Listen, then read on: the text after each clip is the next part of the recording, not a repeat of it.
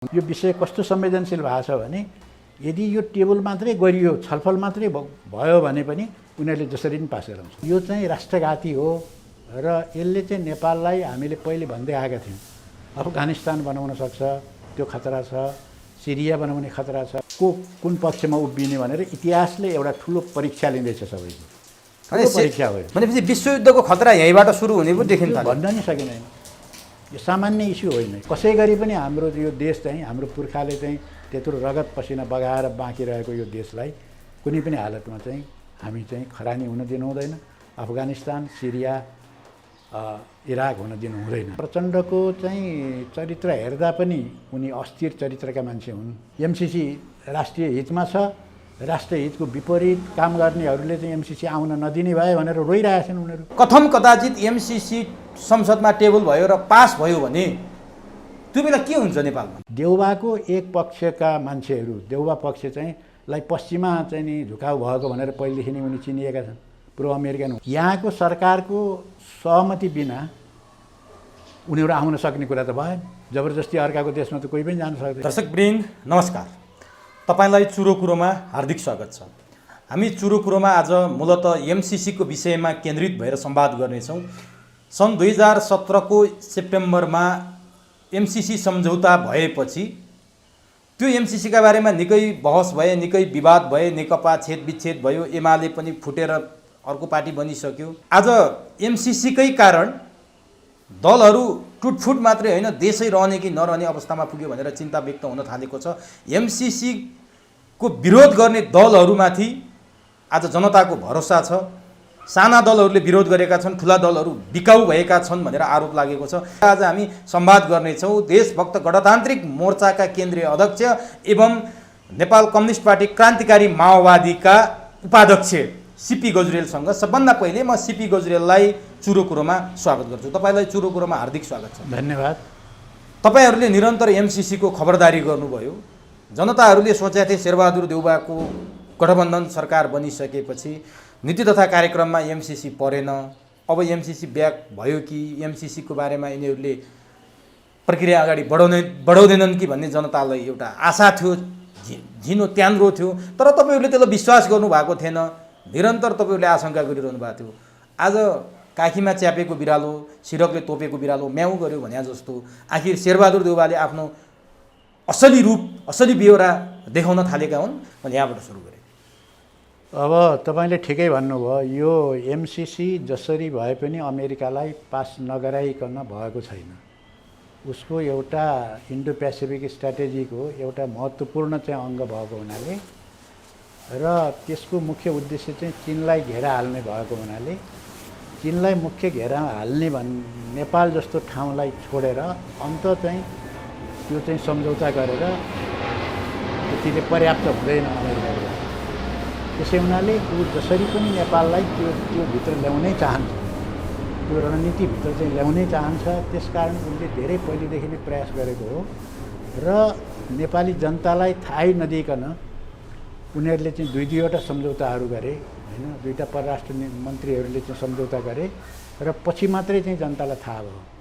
त्यो कुराको जानकारी भएपछि बल्ल त्यसबारेमा अध्ययन गरियो, त्यहाँबाट छलफलहरू गरियो र यो चाहिँ राष्ट्रघाती हो र यसले चाहिँ नेपाललाई हामीले पहिले भन्दै आएका थियौँ अफगानिस्तान बनाउन सक्छ, त्यो खतरा छ, सिरिया बनाउने खतरा छ भनेर हामीले जो भन्दै आएका थियौँ त्यो कुरा चाहिँ अहिले आएर धेरै पुष्टि भएको छ। यो अत्यन्त जटिल घडीमा हामी उपस्थित भएका छौँ। महाकाली सन्धि हुने बेलामा पनि अन्तिममा यस्तै भएको थियो। भारतको दबाब चौतर्फी परेको थियो र चाहिँ पैसाको खोलै बगाइदिएको थियो र अहिले आएर त्यही कुरो चाहिँ दोहोरिराखेको छ र अब उनीहरूले चाहिँ यहाँ भएका चाहिँ राजनीतिक पार्टीका नेताहरूलाई लगातार चाहिँ बोल्न लगाइरहेका छन् एमसिसी ठिक छ भनेर र टेलिभिजनमा विज्ञापन समेत बजाए। विज्ञापनमा केही टेलिभिजनले विज्ञापन पनि बजाएका छन्। त्यसकारण चाहिँ अब उनीहरूले आफ्नो शक्ति पुरै लगाउनेवाला छन् र त्यति मात्रै होइन, अब उनीहरू आएर अब यहाँका नेताहरू जो चाहिँ यो रूपमा यसलाई पास गर्नु हुँदैन, यसलाई संशोधन गरेर मात्रै पास गर्नुपर्छ, नेपालको राष्ट्रिय हित विपरीत भएका कुराहरूलाई हटाएर पास गर्नुपर्छ भन्ने पार्टीका जुन नेताहरू छन् ती नेताहरूलाई पनि अब दबाब पर्छ जस्तो लाग्छ र उनीहरूलाई घर घरमै गएर उनीहरूलाई धम्क्याउने यो कुराहरू पनि हुन्छ। खोइ त साँच्ची भने जनताहरूले तपाईँलाई व्यक्तिगत रूपमा प्रश्न उठाएछन्, खोइ तपाईँहरू कहाँ हुनुहुन्छ, सडकमा देखिनु भएन, प्रतिरोध गर्नु भएन, आशा भरोसा त तपाईँहरूप्रति छ नि, के गर्दै हुनुहुन्छ तपाईँहरू? अब हामीले चाहिँ अहिले गर्ने भनेको चाहिँ के हो भने अब हामीले एमसिसीको बारेमा त धेरै गऱ्यौँ, जनतामा जागरण पैदा भयो, चेतना पैदा भयो, त्यो त ठुलो उपलब्धि थियो। आखिरमा गएर यो कहाँ गएर टुङ्गिने हुन्छ भने उनीहरूले बनाएको नियमअनुसार होइन, यो के भने संसदले पारित गर्नुपर्ने हुन्छ, संसदको सामान्य बहुमतले पारित गर्नुपर्छ। यहाँ मान्छेले 2/3 बहुमत भन्छन्, 2/3 आवश्यक छैन, सामान्य बहुमतले पारित गर्ने हो। त्यसबाट उनीहरूले ग्यारेन्टी गर्न खोजेको अमेरिकाले कि अर्को सरकार बदलियो भने त्यसलाई चाहिँ परिवर्तन गर्न नसकोस्। त्यसको उद्देश्य पनि अमेरिकी इन्ट्रेस्टमै उनीहरूले बनाएको नियम हो त्यो। किनभने सामान्य सरकारले चाहिँ सम्झौता गरिहाल्यो भने पनि अर्को सरकार आएर उल्टाइदिन सक्छ। नेपालमा त अस्थिरता छ, त्यसकारण चाहिँ त्यो उल्टिन्छ कि भनेर त्यो उल्टिन नदिनको निम्ति अनि संसदले पास गर्ने भन्ने प्रावधान जोडेपछि बल्ल यसको विरोध इत्यादि सुरु भयो। र अहिले पनि उनीहरू चाहिँ संसदबाटै पारित गर्ने हुन् होइन, संसदबाट पारित गर्ने चाहिँ उनीहरूको योजनामा उनीहरू आएका छन्। त्यसकारण चाहिँ अब मुख्य चाहिँ छलफल हुने चाहिँ अथवा रोक्ने चाहिँ ठाउँ, रोकिने ठाउँ के हो भने संसद हो।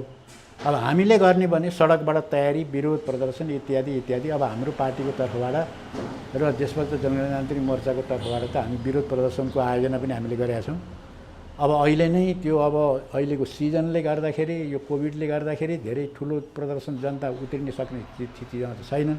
अब जनतामा एउटा आक्रोश त छ, तर अहिले सडकमा त्यसरी पोखिहाल्ने होइन त्यो स्तरसम्म पनि जनताको त्यो आक्रोश पुगेको चाहिँ छैन। फेरि तपाईँले सडक आन्दोलन गर्ने मुडमा हुनुहुन्न यति बेला? होइन, सडक आन्दोलन त सडकमा त उत्रिनै पर्ने हुन्छ, नउत्रिकन उपाय हुँदैन। त्यसको तयारी पनि हामी सँगसँगै गरिरहेका छौँ। विरोध प्रदर्शनको आयोजना गर्छौँ।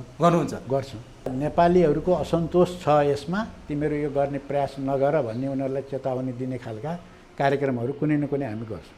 अब तपाईँले अघि भन्नुभयो नि, अब घर घरमा जो चाहिँ एमसिसीलाई परिमार्जनसहित पास गर्नुपर्छ भनेर बसेका, एमसिसीलाई जस्ताको तस्तै पास गर्नु हुँदैन भन्ने नेताहरू भने सायद तपाईँले सङ्केत गरेको प्रचण्ड माधव कुमार नेपालतिर हुनसक्छ। किनभने उनीहरूको त्यही कारण नै नेकपा फुट्यो, एमाले फुट्यो।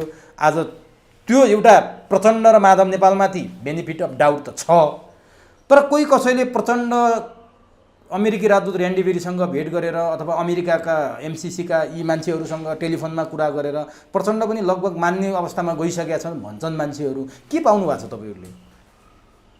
अब त्यो कुरा समाचारमा त आएको छ। अब प्रचण्डको चाहिँ चरित्र हेर्दा पनि उनी अस्थिर चरित्रका मान्छे हुन् होइन। उनलाई अलि अप्ठ्यारो पर्यो भनेदेखि त्यहाँ झुकिहाल्ने खालको उनीहरूको त्यो देखिन्छ। तर पनि कस्तो स्थिति छ भने अहिले यो एउटा नेपालको राष्ट्रियता सम्बन्धी अथवा देशभक्तिको चाहिँ एउटा चाहिँ को देशभक्त हो र को राष्ट्रघाती हो भन्ने छुट्याउने एउटा ठुलो एउटा लक्ष्मण रेखा जस्तो चाहिँ नि हुँदैछ। यो कुरो सबैले बुझे हुन्छ। हजुर, किनभने त्यसबाट हामीले चाहिँ अफगानिस्तानमा भएको घटनाबाट पनि शिक्षा त लिएका छन् नि मान्छेहरूले होइन। ख्यालमै चाहिँ अमेरिका चाहिँ जब के अरे अफगानिस्तान पस्यो होइन, त्यहाँका मुजाहिद्दिनलाई चाहिँ सहयोग गर्ने भनेर त्यहाँ पसेको हो नि त। त्यहाँ गएर पछि गएर उनीहरू जब त्यहाँ प्रवेश गरिसकेपछि उनले सैनिक अखाडा त्यसलाई बनाइसकेपछि के भयो भने सत्तालाई उल्टाइदिए उनीहरूले र 20 वर्षसम्म चाहिँ उनीहरूको कठपुतली सरकार चलाए त्यहाँ। र भयो दुर्भाग्य के भयो त भन्दाखेरि अब त्यहाँ चाहिँ उनीहरू त्यहाँबाट भाग्नु पर्यो। नेपाल त्यहाँका अफगान जनताहरूको चाहिँ एउटा राष्ट्रियता जोगाउने, विदेशी हस्तक्षेपलाई अस्वीकार गर्ने उनीहरूको चाहिँ जुन चाहिँ मनस्थिति हो, तिनको मनोविज्ञान हो, उनीहरूको जुन शक्ति हो, त्यो तागत हो, त्यो तागतलाई चाहिँ उनीहरूले चाहिँ को अगाडि उनीहरू पराजित भए। तर त्यहाँ हामीले बुझ्नुपर्ने कुरा के छ भने आखिरमा गएर त्यहाँ 2,50,000 मान्छेको ज्यान गएको छ 20 वर्षमा। यो सामान्य कुरा होइन नि। हामीले शङ्का गरेको पनि त्यही कुरा हो। हामीले यहाँ अमेरिका चाहिँ नेपाललाई हान्न आएको हो, नेपालमाथि आक्रमण, फौजी आक्रमण नेपाललाई गर्न आएको त भनेको छैनौँ नि हामीले। यो सैनिक अखाडा बन्छ भनेको छौँ हामीले। त्यो सैनिक अखाडा बन्यो भनेदेखि परिणाम त्यही नै हुन्छ, हताहती, त्यहाँबाट त खरानी हुन्छ देश हामीले भनेको त तर त्यही एमसिसीको कारण होइन नि अफगानिस्तान त। एमसिसीको कारण त होइन, तर अमेरिकाले केसम्म भूमिका खेल्न सक्दो रहेछ भन्ने कुराको उदाहरण त त्यो अफगानिस्तान हो नि त। त्यहाँ गएर जस्तो भन्नुहोस्, अब इराकमा भन्नुहोस्, इराकमा त्यतिखेरै सबैले भनेको हो नि त, यो चाहिँ आणविक हतियार छैन, परमाणु हतियार छैन, सद्दाम हुसेनसँग त्यो छैन भनेर उनीहरूकै त्यहाँ संयुक्त राष्ट्रसङ्घको कमिटीले भनेको। त्यो हुँदाखेरि पनि छ कि छ भनेर पछि गएर के गरिदियो, त्यत्रो हताहती भयो, सारा भइसकेपछि आखिर केही छैन। त्यहाँ भएर के भयो, नभेटेपछि के भने सरी भनिदियो त्यहाँको राष्ट्रपतिले, जर्ज बुसले चाहिँ सरी भनिदिएपछि सिद्धिहाल्यो। त्यसकारण उनीहरू आएर सबै कुरा सिद्धिआइसकेपछि एकपल्ट सरी भनिदिएपछि पुगिहाल्छ अमेरिकनहरूलाई। भनेपछि अमेरिकाको परिचय रक्तपिपासु, रगतको आहालमा खेल्ने र मान्छे मार्ने मात्रै हो परिचय, अरू छैन? होइन, त्यो मार्ने मात्रै होइन, उनीहरूले आफ्नो इन्ट्रेस्टमा जे पनि गर्छन्, आफ्नो स्वार्थमा चाहिँ उनीहरू जे पनि गर्ने चरित्र हो त्यो। अमेरिका मात्रै होइन, साम्राज्यवादीहरूको चरित्र नै त्यस्तै हो। त्यसकारण विशेषतः अहिलेको अवस्थामा अमेरिका यहाँ आयो होइन, त्यसकारण चाहिँ अमेरिकाले जुन चाहिँ यहाँ पदार्पण गर्न जो खोजिराखेको छ, एमसिसीको माध्यमबाट नेपाल प्रवेश गर्न आँटेको छ, यो चान्चुने विषय निश्चित हुँदै होइन। अब तपाईँले भनिदिनुहोस् त, एमसिसी मार्फत अमेरिका यहाँ आउन खोज्नु अमेरिकाको गल्ती हो कि हाम्रो गल्ती हो? वेलकम गरेको, ढोका खोलेको, रेड कार्पेट ओछ्याएको, फुलमालासहित स्वागत गर्न खोजे त हामीले होइन र? हो, त्यो त्यसै हुनाले अहिलेसम्म ठाउँ छ हामीलाई त्यति गर्ने। अहिलेसम्म नेपालीहरूले नो भनिदिएपछि हामी सक्दैनौँ, यो गर्न हाम्रो नेसनल इन्ट्रेस्टमा छैन, जे भए पनि हामी चाहिँ यो अहिले गर्न सक्दैनौँ भनेर भन्ने ठाउँ अझै पनि छ। किन सक्दैनन् त शेरबहादुर देउवा त्यो भन्न?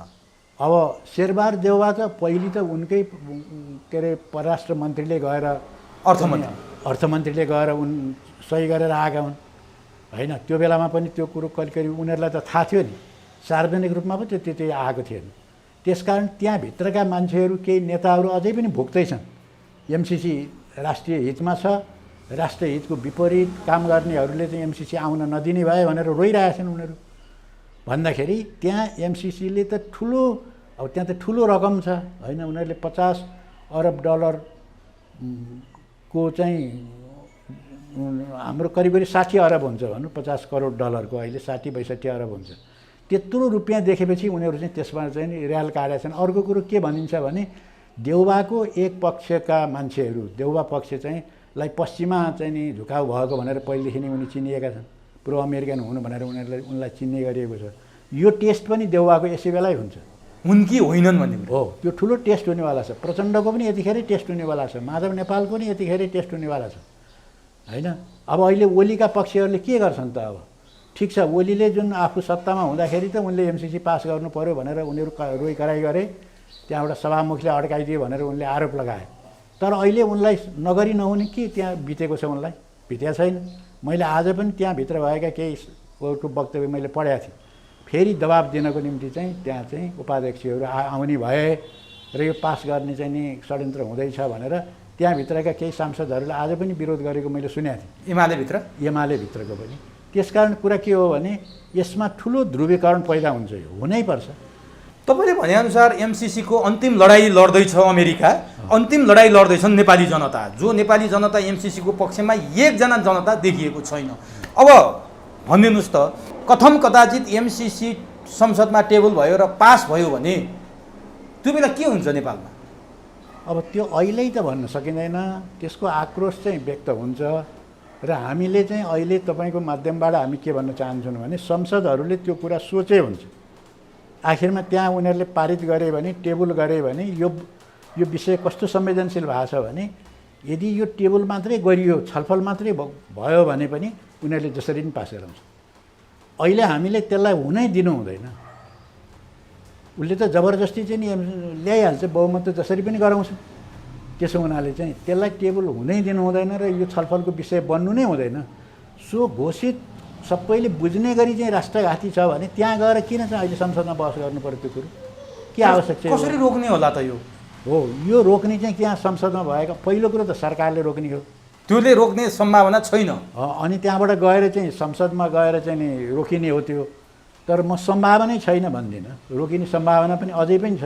के सूत्र छ त्यो रोक्ने सम्भावना? होइन, के सूत्र सरकारले चाहेन भने त्यो अहिले छलफलमा जाँदैन, सिद्धिहाल्यो। अहिले होइन। संसद पनि छैन।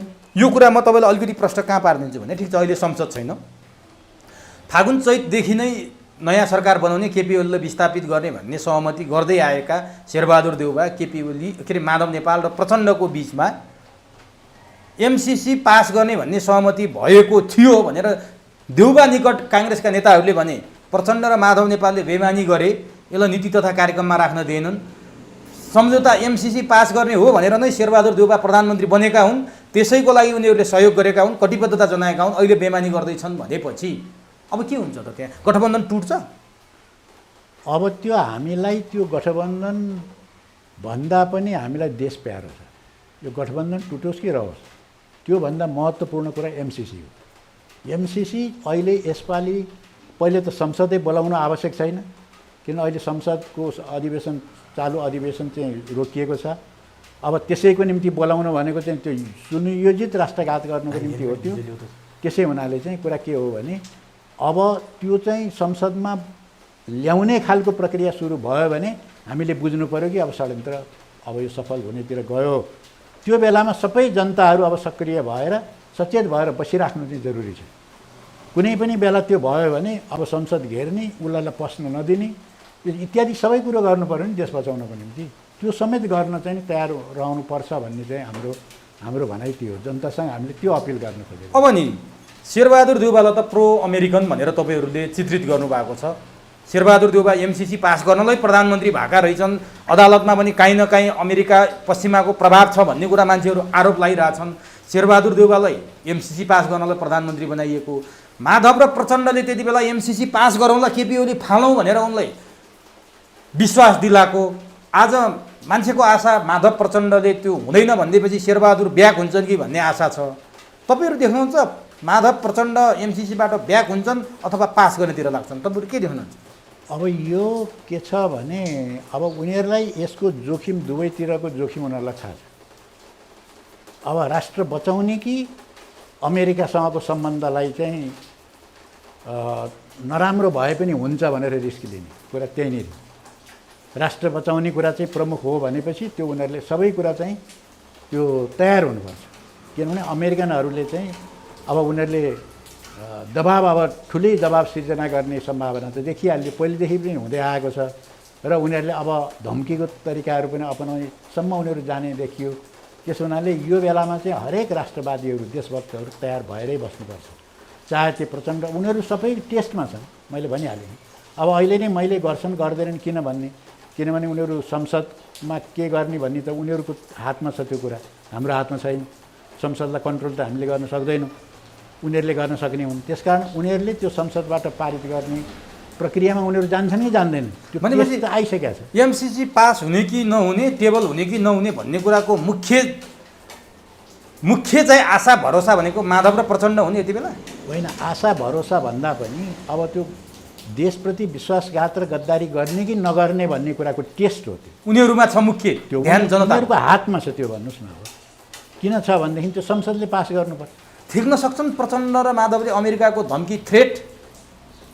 होइन, त्यो त यदि उनी राष्ट्रघाती साबित हुन चाहँदैनन् भने होइन उनले त्यो तयार हुनु पऱ्यो नि।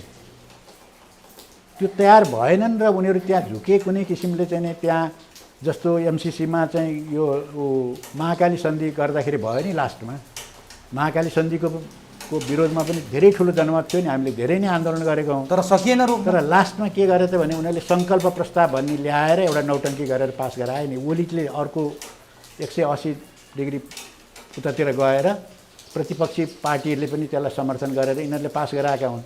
त्यो तरिका अपनाउने खतरा पनि छ यहाँ। हो, त्यो कुरा पनि हुँदैछ, सङ्कल्प प्रस्ताव सहित पास गर्ने भन्ने पनि कुरा सुनिएको छ। त्यो भयो भने के हुन्छ? होइन, त्यो सङ्कल्प प्रस्तावको कुनै अर्थै छैन कि महाकालीमा त के अर्थ रह्यो त, त्यसको केही पनि रहेन।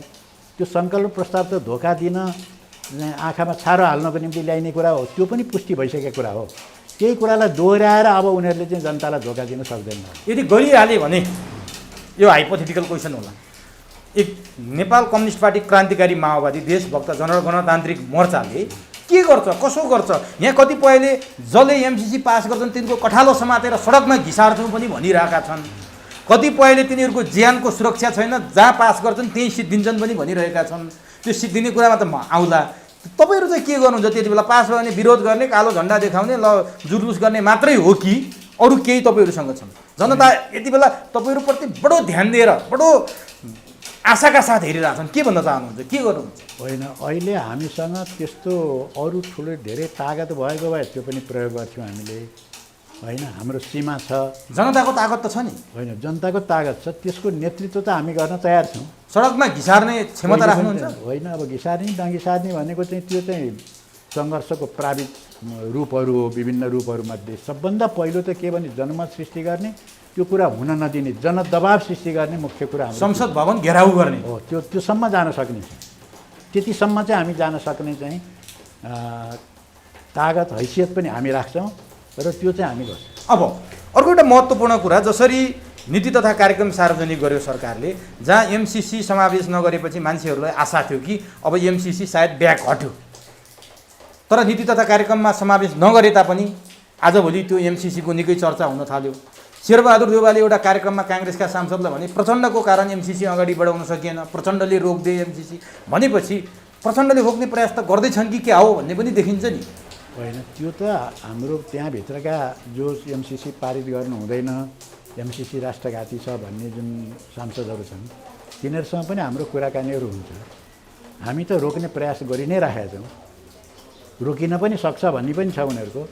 तर अब फेरि पनि अब यो जुन दबाब उनीहरूले दिइरहेको छ अमेरिकाले, अब त्यो दबाबको अगाडि उनीहरू झुक्छन् कि झुक्दैनन्, आत्मसमर्पण गर्छन् कि गर्दैनन् भनेको त ठ्याक्क अहिले अनुमान गर्न पनि गाह्रो छ। हेर्नुहोस्, त्यस्तो ठाउँमा पुगेको छ यो इस्यु, त्यस्तो ठाउँमा पुगेको छ कि अब उनीहरूले के गर्छन्।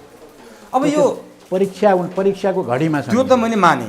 अर्को एउटा समाचार के सुनिन्छ र स्रोतहरू के भन्छन् भने शेरबहादुर देउवाले प्रचण्ड र माधव नेपालले भेटाएपछि एमसिसी अगाडि बढाउँ भन्छन्।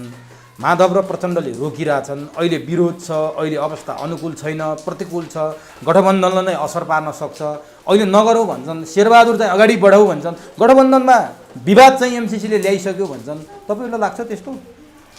त्यहाँ विवाद त छ नै, त्यो निश्चित रूपले हो, तर त्यहाँ कहीँ न कहीँ कम्प्रोमाइज भएकै छ। यिनीहरूको 5 दलीय गठबन्धन बनाउने बेलामा पनि एक अर्कोलाई थाहा थियो नि, शेरबहादुरको एमसिसीका पक्षधर हुन् लाइन भन्ने पनि उनीहरूलाई थाहा थियो, उनीहरूले विरोध गरेको भन्ने पनि शेरबहादुरलाई थाहा थियो। तर उनीहरूले के भनेदेखि त्यो विषयलाई अहिले गौण बनाएर अहिले यसलाई प्रमुख मुद्दा नबनाऊ भनेर नै गरेको। त्यसै कारणले नीति कार्यक्रममा आएन त्यो कुरा त हो नि त, नीति कार्यक्रममा त्यो आएन।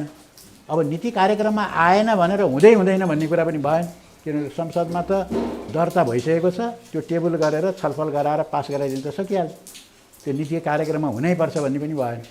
त्यसै हुनाले त्यो खतरा अझै पनि अहिले यिनीहरूको बिचमा यसको विषयमा अलिकति कन्फ्लिक्ट द्वन्द्व भए जस्तो चाहिँ देखिन्छ है। होइन, त्यहाँ उनीहरूको मिलेको त छैन, त्यो कुरा त प्रष्टै हो नि त।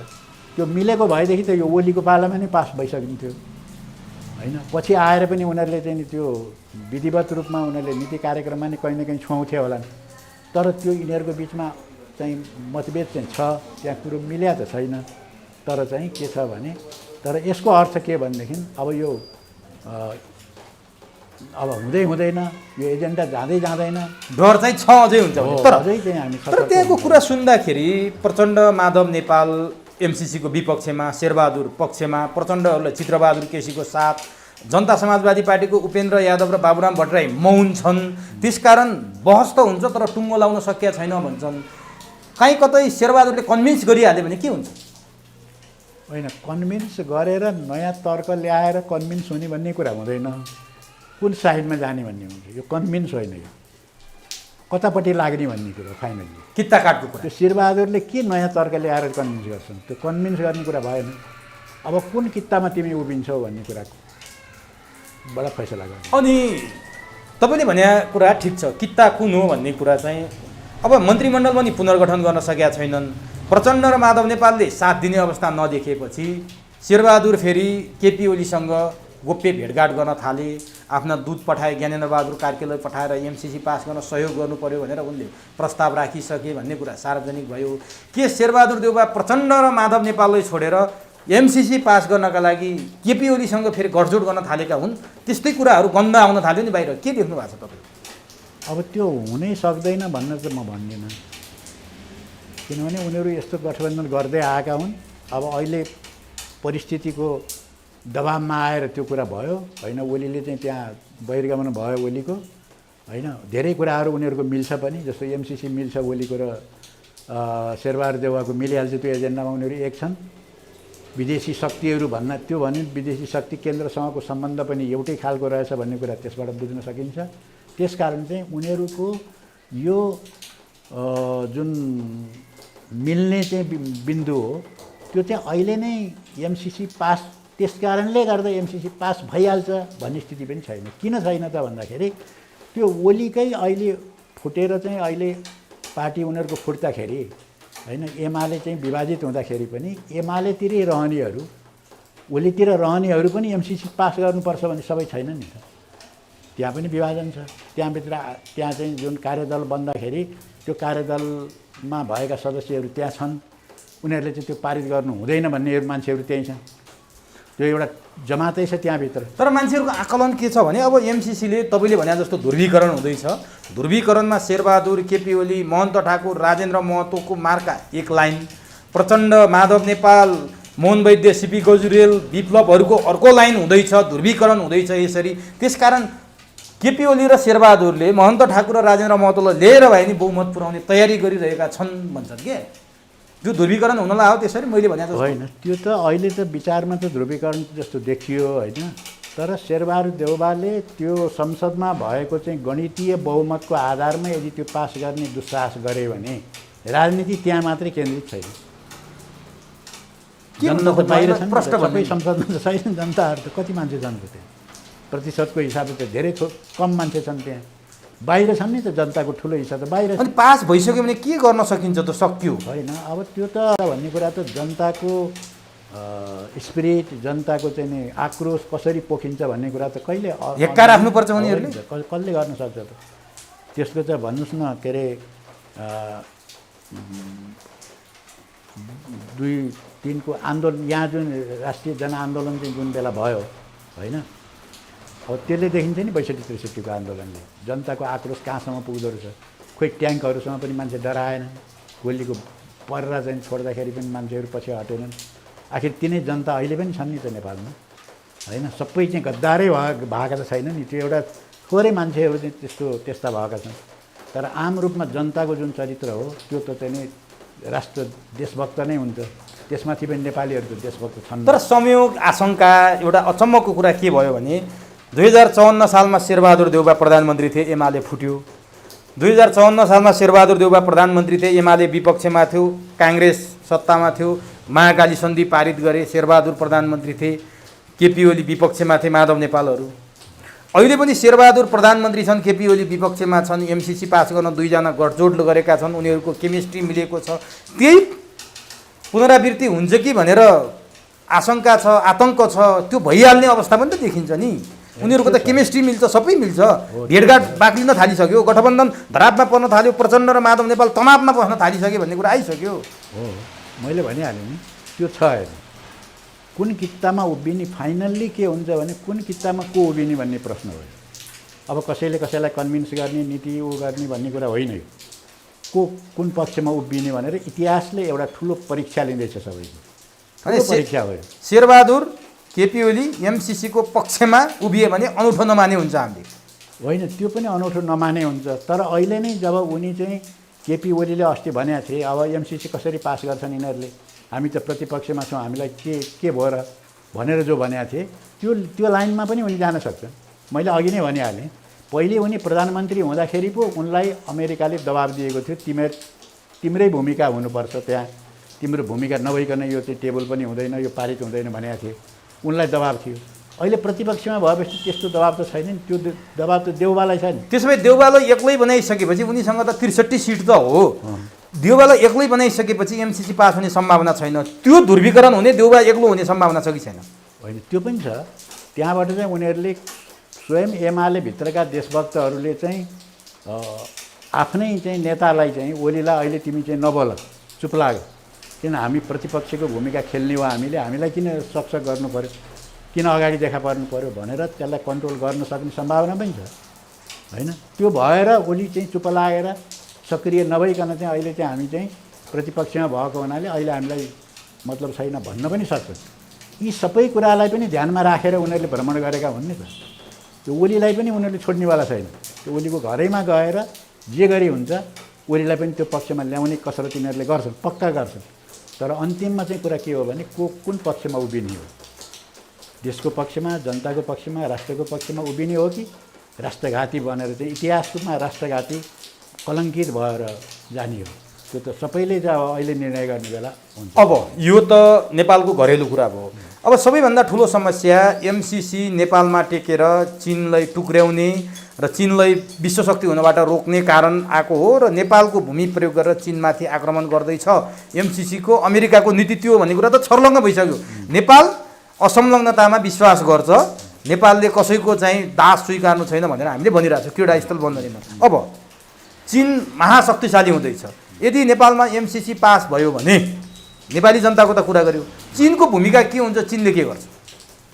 अब एमसिसी पारित भयो भने उनीहरूले चिनियाहरू त्यति बोलेका थिएनन् तर उनीहरूको चाहिँ ग्लोबल टाइम्स भन्ने उनीहरूको अङ्ग्रेजी उसमा चीनका लिडरहरूले चाहिँ लेखहरू लेख्ने गर्ने त्यो काम गरिरहेछन्।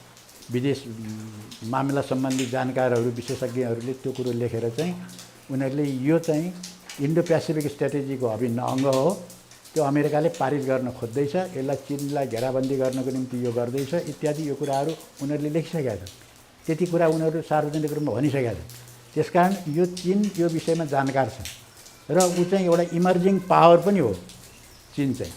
त्यसकारण उसले चाहिँ यदि कोसिस त उसले गरिरहेछ पारित नहोस् भनेर, तर पारित गरेर उसका विरुद्ध सैनिक अखाडा यहाँ बनायो भने, यहाँ बसेर यहाँ अखाडा बनाएर चीनमा चाहिँ मिसाइल हाल्न थाल्यो भने त ऊ चुप लाएर त बस्दैन। के गर्छ? जसरी सी जिनपिङले धुलो पिठो हड्डी पिसिदिने कुरा गरेका थिए नि एयरपोर्टमा नेपालबाट फर्किँदै गर्दा, त्यो सङ्केत त्यही हो भन्छन् मान्छेले। के गर्छ? चीन पनि आम्ने सामने भएर अगाडि बढ्छ र लडाइँ हुने हो अमेरिका र चीनको? होइन, त्यो खतरा छ। त्यो चीन चाइनिजहरूले बुझेका छन् र उनीहरूले चाहिँ त्यो हिसाबले उनीहरूको चाहिँ फौजी स्ट्राटेजी पनि त्यही किसिमले बनाउन पनि दुवैतिरबाट उनीहरूले प्रयास गरेको जस्तो बुझिन्छ। त्यसकारण यदि यो अखाडा बन्यो भने, एमसिसी पारित मात्रै भयो भने पनि चीन चाहिँ अब सक्रिय हुने भनेपछि विश्वयुद्धको खतरा यहीँबाट सुरु हुने पो देखिन्छ। भन्न नै सकिँदैन, यो सामान्य इस्यु होइन। भनेपछि चीन चुप्प लागेर बस्दिन। सी जिनपिङ केही महिना अगाडि, केही समय अगाडि तिब्बत आए, जुन उनको तिब्बत पहिलोपटकको भ्रमण होला राष्ट्रपति भएपछि सीको, त्यो पनि यही कुरालाई अवलोकन गर्न अथवा तिब्बतलाई सजग रहनको लागि त्यो उनको मनोवैज्ञानिक एउटा काम थियो भनेर, गतिविधि थियो भनेर भन्छन्। के एमसिसीसँगै जोडिएको थियो तिनी तिब्बत आएको कुरा? त्यो कुरा जुन आइरहेको छ त्यो चाहिँ त्यसको पछाडि चाहिँ महत्त्वपूर्ण चाहिँ कारण चाहिँ यही हुनसक्छ। यतिखेरै चाहिँ उनको भ्रमणको चाहिँ महत्त्वपूर्ण त्यो कुनै न कुनै सन्देश हो। त्यो उनले सन्देश मात्रै होइन कि उनको आफ्नो तयारीकोमा पनि भूमिका खेलेको उनीहरूले। सन्देश दिनुभन्दा पनि उनीहरू चाइनिजहरूको चाहिँ के हुन्छ भने उनीहरू चाहिँ तयारी नै गर्नतिर थाल्छन्। तिब्बतमा तयारी थालिसक्यो, हल्ला खल्ला गरिएर रोक्नेमा कम ध्यान दिने, कामबाट बढी चाहिँ उनीहरू चाहिँ तयारी गर्ने त्यो चाहिँ बढी हुन्छ। त्यसकारण चाहिँ सीको त्यो भ्रमणलाई पनि त्यो रूपमा हेरिएको छ र त्यसमा चाहिँ सत्यता छ जस्तै लाग्छ। अब म अन्तिममा छु। एकातिर एमसिसीले चीनलाई चिड्याउने काम गरिरहेको छ नेपाल सरकारले। देउबा प्रधानमन्त्री भएपछि नामखा हुम्लाको नामखामा सीमाको समस्या छ भनेर एउटा गृह मन्त्रालयको एउटा सचिव स्तरको आयोग बनाएको छ, त्यहाँको चाहिँ सीमाको अध्ययन अनुसन्धान गर्न, जहाँ सीमाको विवादै छैन भन्नेहरू पनि छन्। यो चाहिँ के गर्न खोज्या देउबाले? जुन कुरा प्रचण्ड र माधव नेपालले असन्तुष्टि जनाइसके, चीनसँग सीमा विवाद छ भनेर शेरबहादुरले आउन लागेका अमेरिकी प्रतिनिधिलाई खुसी पार्न खोज्या हुन् अथवा अमेरिकालाई खुसी पार्न खोज्या हुन्। किन यस्तो विवाद झिके? यो के चिडाउने खेल हो? यसलाई कसरी लिनुभएको छ? अब दुई देशको बिचमा चाहिँ अब सिमानामा त्यस्तो समस्या हुन पनि सक्छ। भयो भने पनि दुई देशका चाहिँ प्रतिनिधिहरू बसेर त्यसलाई समाधान गर्ने तरिका त त्यही हो, मित्रवत ढङ्गले त्यसलाई समाधान गर्ने। र चीनसँग लामो समयदेखि कुनै समस्यै छैन भन्दै आएको नेपालमा 81 कसरी भयो भन्ने कुरा पनि उठेको छ। र यो प्रश्न यतिखेरै चाहिँ किन बढी उठाइयो भन्ने पनि छ। त्यो कतै एमसिसीलाई चाहिँ गर्नको निम्ति, ओझेलमा पार्नको निम्ति हो भन्ने तर्क पनि यहाँ उठिरहेको छ होइन। तर चाहिँ के हो भने चीनसँगको यो जुन यदि समस्या भइहाल्यो भने पनि चिनले त तयारै भएको छ नि, हामी छलफल गरौँ, हाम्रा चाहिँ डकुमेन्टहरू हेरौँ रहेछ भने त हामी तयारै छौँ भनिरहेको छ। भने चिडाउने खेल मात्रै हो भनिसकेपछि यसलाई ठुलो विषय अहिले बनाउनु पर्ने जरुरतै छैन। यो त्यति ठुलो विषय हुँदै होइन यो। र उसले चाहिँ चिनले चाहिँ फेरि अस्वीकार गरेको भएदेखि पो हुन्थ्यो। जस्तो अब भारतकै कुरा गर्नुहोस् न, भारतले चाहिँ त्यहाँ गएर एउटा एकजना चाहिँ नेपाली युवा चाहिँ त्यो ट्विनबाट तर्दै ट्विन खुस्काइदिएर चाहिँ उनको चाहिँ जयसिंह धामीको बेपत्ता भयो। जयसिंह धामी थाहा छैन भन्यो भारतले, हेर्नु त हामी बेखबर छैन भन्यो। अझ नेपालको चाहिँ त्यहाँ भएको चाहिँ सैनिकको माथि चाहिँ हेलिकप्टर उडाइरहेछ, नेपाली आकाशमा भारतीय हेलिकप्टर उडिरहेको छ भन्ने आइरहेछ। चिनले त्यस्तो उत्ताउलो गतिविधि केही नै गरेको छैन। बाबा हामीबाट त्यो भएको रहेछ भन्ने हामी गल्ती सच्याउँछौँ भन्छ भने त्यो ठुलो कुरो भएन। फेरि त्यो ठुलो क्षेत्रफलको कुरा पनि होइन। त्यो जति भए पनि 1 इन्चै भए पनि छोड्ने कुरा त आउँदैन होइन। नेपालीले आफ्नो भूभाग त जोसुकैले भए पनि, तर चाहिँ के भनेदेखि त्यो इस्युलाई अहिले आवश्यकताभन्दा बढी उठाउने अब यही बेला किन उठाइयो भन्ने प्रश्न चाहिँ गम्भीर रूपले अब ठ्याक्कै तपाईँले ल्याइहाल्नुभयो। अन्तिम प्रश्न मैले त्यो पनि सोध्ने विचार गरेँ कि जयसिंह धामीको विषयमा तपाईँहरू के गर्दै हुनुहुन्छ? भारतले थाहा छैन, जानकारी छैन भन्यो। नेपाली आकाशमा भारतीय हेलिकप्टर उडिरहेछन्, यसमा तपाईँको पार्टीको धारणा र तपाईँको धारणा के हो? सरकारले गृह मन्त्रालयको प्रतिवेदन आयो, भारतीय भूमिमा मारिएका हुन् एसएसबीबाट, कुटनीतिक तौरबाट चाहिँ यसलाई समाधान गर भनेर प्रतिवेदनले बुझायो। सरकार कानमा तेल हालेर बसेको छ, पैसा तिरेको छ, क्षतिपूर्ति दिएको छ, बरु 10 लाख रुपियाँ मान्छे मारेको छ। यसमा तपाईँहरूको के छ? यो त हामीले प्रश्न गरेका छौँ। यो पछिल्लो चरणमा त हाम्रो वक्तव्य, मेरै वक्तव्य पनि आछ। सबभन्दा पहिले त जब त्यो चाहिँ प्रतिवेदन चाहिँ आयो भन्ने कुरा भइसकेपछि यो प्रतिवेदन के अरे सार्वजनिक गर र त्यसपछि चाहिँ अब यो अपराधीमाथि कारबाही गर्ने व्यवस्था मिलाऊ कूटनीतिक तरिकाद्वारा। भारत मलाई थाहा छैन भन्छ। भारत अहिलेसम्म मलाई थाहा छैन भन्छ। हामीलाई थाहा छैन यो कुराहरू, हामीले पनि न्युजमा सुनेको मात्रै भनेर त्यहाँको प्रवक्ताले भन्यो भन्ने आइरहेको छ। यस्तो खालको चाहिँ हेपा प्रवृत्तिहरू, यो हेपा प्रवृत्ति हो नि। सरकारको निकममा होइन, खै त बोले आजसम्म न प्रधानमन्त्री बोल्छन् न गृहमन्त्री बोल्छन्। हो त्यही त दुर्भाग्य नै त्यही हो। किनभने त्यत्रो घटना भइरहँदाखेरि दिन दहाडै चाहिँ एकजना नेपालीलाई ट्विन खुस्काएर त्यहाँबाट एक प्रकारले त्यो सोझै हत्या नै हो नि। त्यो दिन दहाडै गरिएको बेपत्ता भएको छन् उनी, र ड्रोन लगाएर चाहिँ त्यहाँ ऊ खोज्ने भनेर भनेको पनि त्यो पनि उसले अनुमति दिएन। र अहिले आएर त हामीलाई चाहिँ आधिकारिक रूपमा थाहै छैन भनिरहेको छ। त्यसकारण चाहिँ कुरा के हो भने यो भारतले हेपा प्रवृत्ति जुन अपनाएको छ, चिनले त त्यस्तो गरेको छैन, त्यस्तो मनसाय पनि प्रकट भएको छैन। त्यसकारण यस्तो विषय अहिले चाहिँ यो एमसिसीको विषय यस्तो गम्भीर रूपमा उठिरहेको बेलामा ठ्याक्कै यही विषय झोस्ने चाहिँ जुन काम भएको छ त्यो डाइभर्ट गर्ने खोजेको, डाइभर्ट गर्नको निम्ति हो कि भन्ने आशंका गर्ने चाहिँ ठाउँ छ। अब आम जनता आतङ्कित छन्, त्रसित छन्। अझै ती दुईजना आएपछि के हुने भनेर के भन्न चाहनुहुन्छ हाम्रो टेलिभिजन मार्फत यो कार्यक्रम हेरेर बसिरहनुभएका आम नेपाली दर्शकलाई? अब यो कार्यक्रम हेरेर बस्नुभएका देशभक्त नेपाली दाजुभाइ दिदीबहिनीहरूलाई म के भन्न चाहन्छु भने हामी त्रसित मात्रै भएर हुँदैन, हामी आक्रोशित हुनुपर्छ। र अब यसलाई कुनै पनि हालतमा चाहिँ पारित हुन दिनु हुँदैन। त्यो प्रयास त यिनीहरूको भयो भने अब सडकदेखि बाहेक हाम्रो चाहिँ अर्को कुनै शक्ति छैन। किन सडकले नै सबै कुराहरू चाहिँ निर्णय गर्ने हो। त्यसकारण हामी सडकमा उत्रनु बाहेक अरू विकल्प छैन।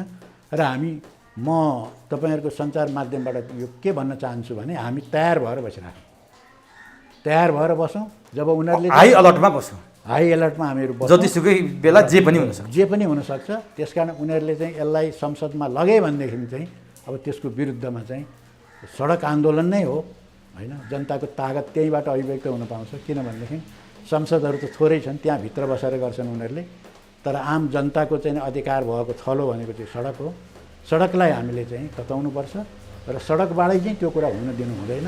कसै गरी पनि हाम्रो यो देश चाहिँ हाम्रो पुर्खाले चाहिँ त्यत्रो रगत पसिना बगाएर बाँकी रहेको यो देशलाई कुनै पनि हालतमा चाहिँ हामी चाहिँ खरानी हुन दिनु हुँदैन। अफगानिस्तान, सिरिया, इराक हुन दिनु हुँदैन हामीले। म यही भन्न चाहन्छु। हस्, समय दिनुभयो, आफ्ना व्यक्तिगत धारणा, पार्टीका धारणा, अमूल्य धारणा राखिदिनु भयो। एमसिसीका लागि जनतालाई जाग्न र उठ्न एउटा प्रेरणा दिनुभयो। यसको लागि तपाईँलाई हार्दिक धन्यवाद। ल यो यस्तो संवेदनशील बेलामा तपाईँहरूले यो विषयलाई उठाउनु भयो र चाहिँ त्यो हाम्रा विचारहरू राख्ने अवसर दिनुभयो। तपाईँलाई धन्यवाद। हस्।